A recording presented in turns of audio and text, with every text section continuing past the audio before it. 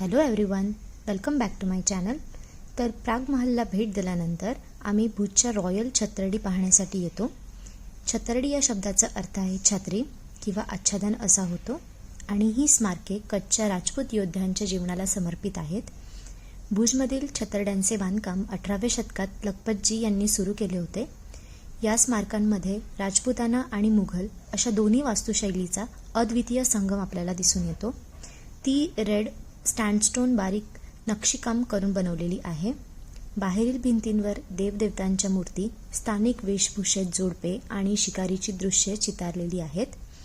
या छतरड्यांमध्ये रामलाखांची छतरडी सर्वात मोठी आणि आकर्षक आहे, जी रामसिंग मालम यांनी डिझाईन केली होती.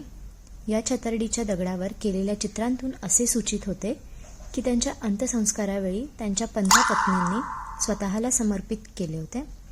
2001 साली झालेल्या भूकंपामुळे अनेक छतरड्यांचे खूप मोठे नुकसान झाले होते आणि त्या खंडहर झाल्या, परंतु राम लखपत यांची छतरडी बऱ्याच अंशी संरक्षित राहिली आहे.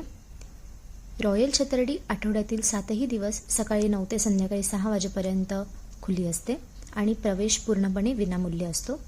हे ठिकाण सूर्यास्त पाहण्यासाठी देखील प्रसिद्ध आहे.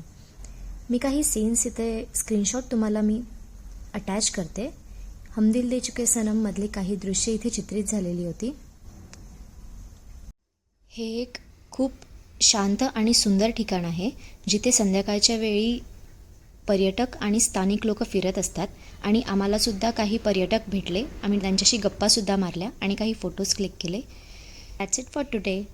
Thanks for watching. भेटूया नेक्स्ट ब्लॉगमध्ये. बाय.